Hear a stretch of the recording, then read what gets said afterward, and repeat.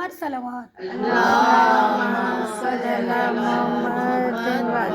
ہم بھی دعا کریں گے کہ آقا ہم نے بھی آپ کو ویسا ہی پایا جیسا ہمارا مولا ہونا چاہیے. آقا آپ ہمیں ویسا بنا دیں جیسے آپ کا شیعہ ہونا چاہیے, جیسے آپ کا سچا عاشق ہونا چاہیے, جیسے آپ کا حقیقی چاہنے والا ہونا چاہیے.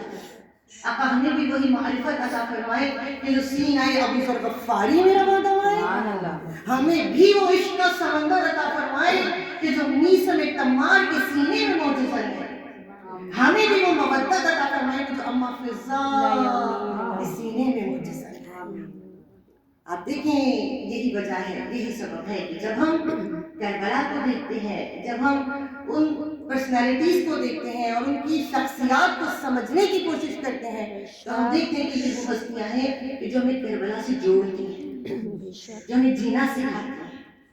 کربلا ہمیں جینا سکھاتی ہے, کربلا ہمیں خدا کے نزدیک لے کر جاتی ہے. اس لیے کہ کربلا نام ہے اطاعت کا, کربلا نام ہے قربانی کا, کربلا نام ہے اپنے وقت کے امام پر جان قربان کر دینا. کربلا کوئی قصہ نہیں ہے, کربلا کوئی کہانی نہیں ہے, کربلا کوئی واقعہ نہیں ہے کہ ہم آئے کربلا کو سنا روئے پیٹے چلے گئے. نہیں, کربلا میری اور آپ کی زندگی میں تبدیلی لانے والے سب سے زیادہ امپیکٹڈ ایلیمنٹ کا نام ہے, جو ہمیں خدا سے جوڑتی ہے, جو ہمیں خدا سے قریب تر کر دیتی ہے. کربلا انسان کو انسانیت کے درجے سے بلند کر کے انسان کامل کی منزل پر پہنچانے کا نام ہے. یہ ہے کربلا, اور یہی درس شہزادی زینب کا تھا. آپ مجھے بتائیے خالق عزاداری کا شہزادی زینب کہ جن کی وجہ سے ان کا احسان ہے کہ عزاداری ہماری نصیب میں, یہ ان کی محنتیں ہیں ان مجالس کے قیام کے لیے, اس عزاداری کے قیام کے لیے شہزادی زینب نے بہت قربانی دی. کون ہے وہ بیوی کہ جو خطیب منبر سنونی کی بیٹی ہے, آغوش رسالت میں آنکھوں کو کھولا ہے, وہ بیوی جنہوں نے شیر زہرا پیا ہے, وہ بیوی کہ جو پنجتن کی محبت کی چھاؤں میں پروان چڑھی ہے, وہ بیوی کہ جو تاجدار حل عطا کی بیٹی ہے, کہ جن کے بابا تاجدار حل عطا ہے, خیبر کشائیں, مشکل کشائیں, فاتح بدر و حنین ہے, جو مظہر العجائب والغرائب, ان کی بیٹی ہے زینب.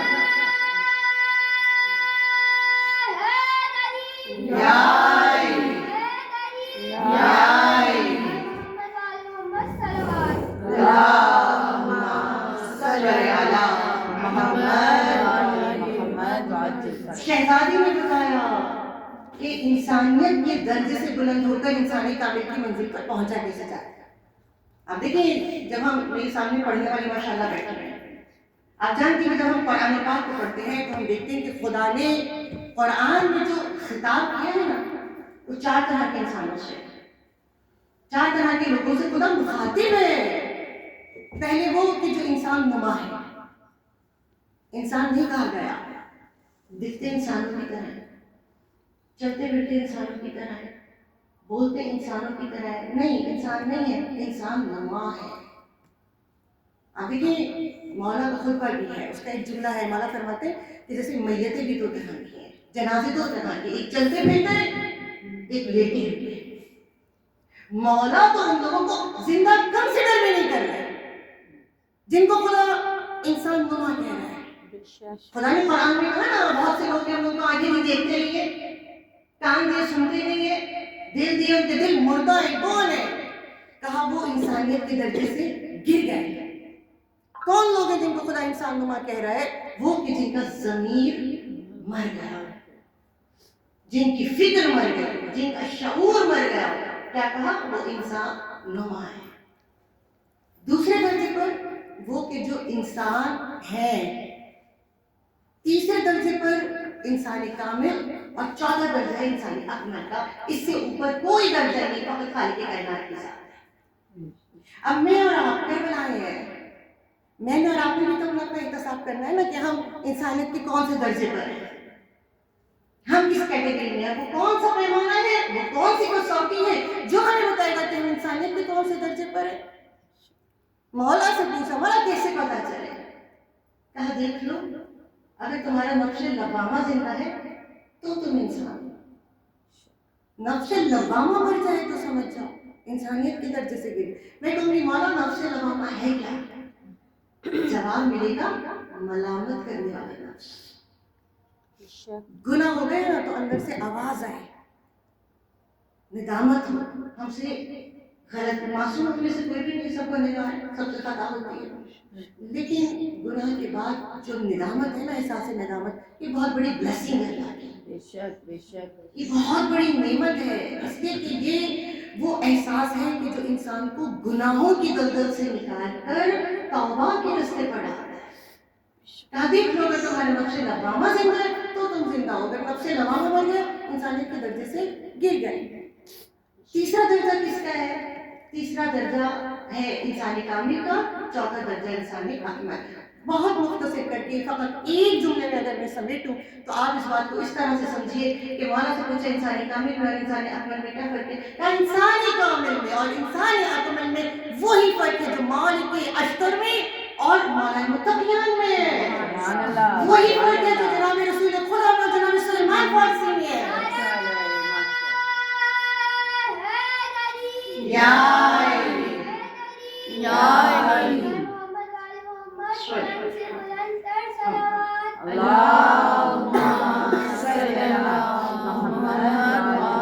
انسان کامل اور انسان اکمل میں وہی فرق ہے جو شہدائے کربلا میں اور سید الشہداء میں، وہی فرق ہے۔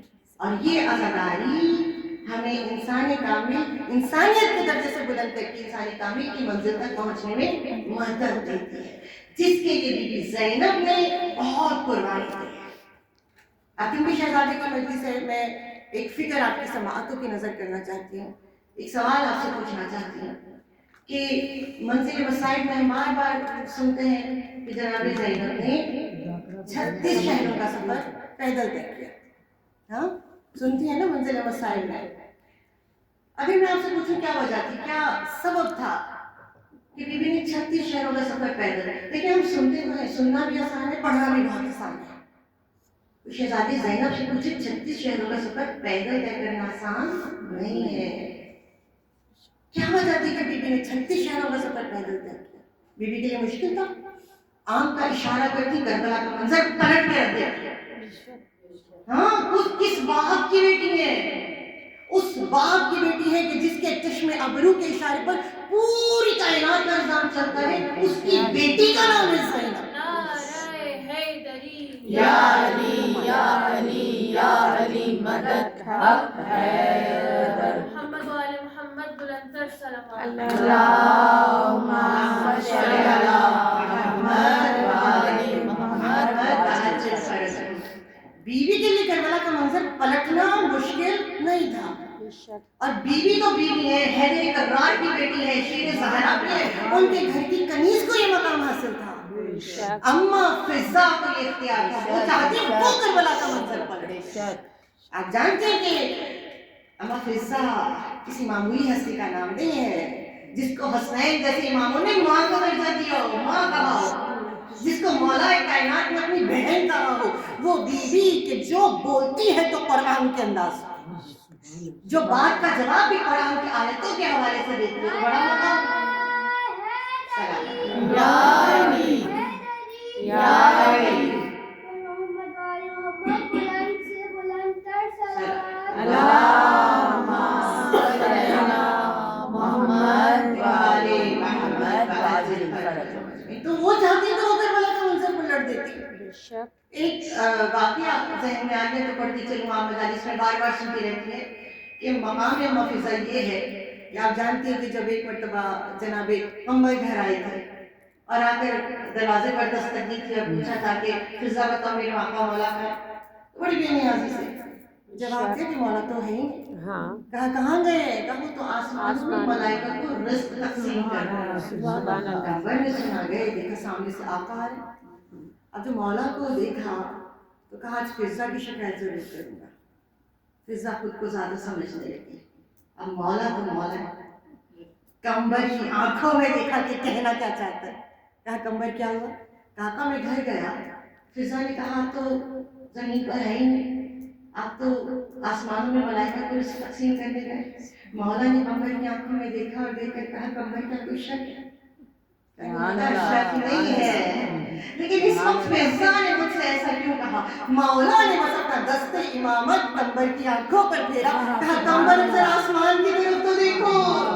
قمر نے بھی کہا تو بلند کیا تو کیا دیکھا کہ مولا پہلے آسمان پر ملائکہ سے مصافحہ کر رہے ہیں، دوسرے آسمان پر ملائکہ سے ملاقات کر رہے ہیں، رزق تقسیم کر رہے ہیں، تیسرے آسمان پر انبیاء سے ملاقات کر رہے ہیں، چوتھے آسمان پر نور مشیت سر انجام دے رہے ہیں۔ اب جو نگاہ اٹھا کر دیکھا تو پہلے آسمان سے لے کر ساتویں آسمان تک علی ہی علی دکھائی دیا۔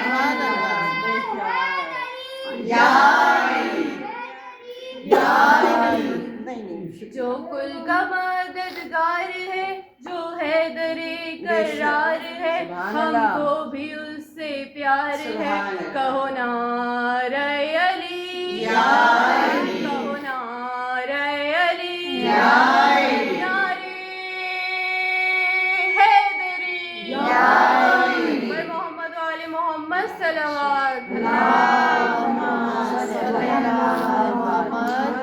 مولا نے قمر کی آنکھوں میں دیکھ کر کہا تھا کہ رات سے ایک بات یاد رکھنا، غلام تم بھی ہو، کنیز فضا بھی ہے، لیکن کبھی اپنا مقابلہ فضا سے نہ کرنا، اس لیے کہ وہ کنیز ہے گھر کے اندر کی، جو دن و رات عصمت کے ماحول میں رہتی ہے۔ تو جن کے گھر کی کنیزوں کا یہ مقام تو ان کی آقازادی کا کیا مقام ہے؟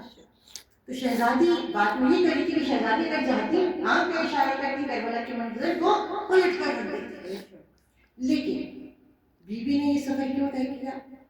اس لیے کہ بی بی یہ چاہتی تھی کہ میں جہاں سے گزروں گی، جس شہر سے گزروں گی، جس گلی سے گزروں گی، جس کوچے سے گزروں گی، جس پہاڑ کے دامن کے نیچے سے گزروں گی، جس درخت کی چھاؤں کے نیچے سے گزروں گی، میں حسین کی صف بچھاتی چلی جاؤں کہ وہاں پر حسینی عزادار آئیں گے، جب حسینی اخلاق سنیں گے، حسینی کردار سنیں گے، تو جب اٹھیں گے تو اپنے اندر کچھ نہ کچھ معرفت دین لے کر اٹھیں گے۔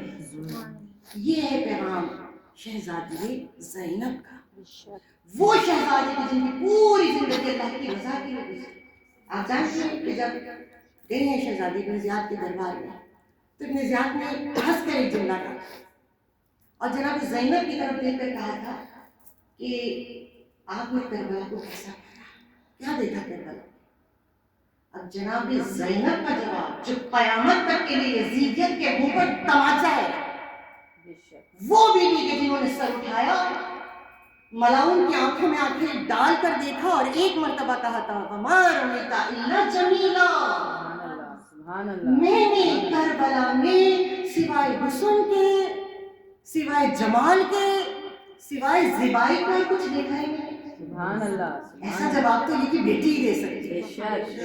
میں نے، اب آپ دیکھیے وہ بیوی کربلا کو کس حال میں چھوڑ کر گئی ہیں، 72 کی لاشیں دیکھ کر گئی ہیں، بھائی کا لاشا پامال دیکھا ہے، بے گور و بے کفن زمین پر بھائی کا لاشا کربلا کی زمین پر چھوڑ کر آئی ہیں، لیکن کیا فرمایا؟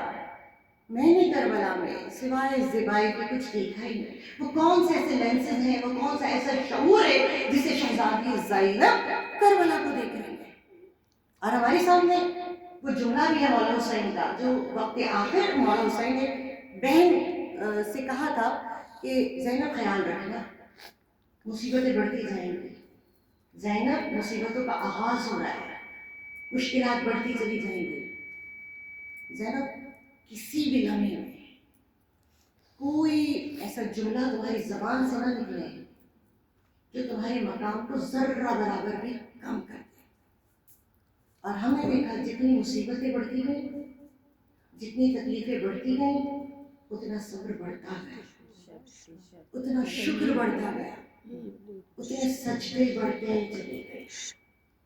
وہ شہزادی کے جب ملاؤن کے دربار میں خطبہ دیا ہے نا، تو اس وقت اس نے ایک مرتبہ دیکھ کر کہا تھا، ان کا باپ بھی کلام مسجع کہتا تھا، یہ بھی کلام مسجع کہتے ہیں۔ اچھا، کلام مسجع کیا ہے؟ وہ کلام جس میں بلاغت کے ساتھ ساتھ ہم قافیہ الفاظ اور جملے، جیسے قرآن کا انداز ہے نا، قرآن میں بلاغت بھی ہے، قرآن میں ریمنگ ہے، قرآن میں ردم کے ساتھ اللہ بات کر رہے ہیں. وہی انداز خطیب ممبر سنی کا نہج بلاغت کا سب پہ پڑھیے. ظاہر جناب زینب کے گھر کے زمانے میں نہج بلاغت، وہی انداز شہزادی زینب کے جملے کا ہے. کلام مسجع میں خطاب کیا ہے بیوی نے. لیکن میں ہاتھوں کو جوڑ کر کہوں گی مولا آپ خطیب ممبری سجونی ہیں. آپ جب خطبہ دیتے ہیں تو کائنات کی سانسیں رک رک جاتی ہیں. آپ خطبہ دیتے تھے تو دور دور سے لوگ سننے آتے تھے. لیکن میں کہوں گی آقا آپ نے جو خطبات دی ہے، آپ کے خطبات میں اور جو شہزادی نے خطبات دیے ان کے ماحول میں بڑا فرق ہے، بڑا فرق ہے. آپ دیکھیں جو بھی پڑھنے والا ہو، یہ بیٹھے مجھ سے بہتر جانتے ہیں، جو بھی پڑھنے والا ہو، جو بھی بہترین سے بہترین مقرر کیوں نہ ہو، خطیب کیوں نہ ہو، اس کو پڑھنے کے لیے 3 چیزیں چاہیے ہوتی ہیں. پہلی چیز کیا ضروری ہے؟ پہلی چیز ہے پیس آف مائنڈ، ہے نا.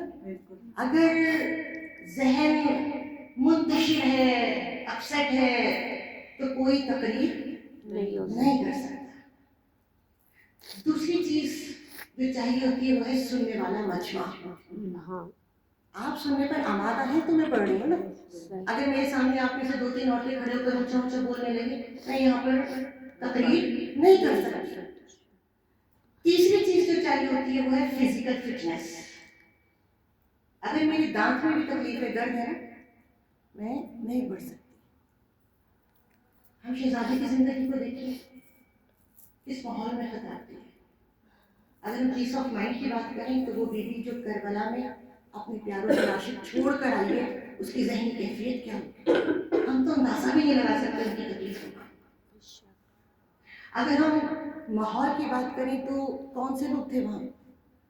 دنیا بھر کے آوارہ، اوباش، اجٹ، جاہل جو کھڑے ہو کر ہنسا کرتے تھے، اس کے سامنے کی بیٹی نے خطاب کیا ہے. اگر ہم فزیکل فٹنس کی بات کریں تو کیا فزیکل فٹنس ہے؟ زخموں سے چور چور جس بیوی کا بدن کے جس وقت امام کے اوپر، چوتھے امام کے اوپر تازیانے لگا کرتے تو وہ بیوی خود کو ان کے اوپر گرا دیا کرتی.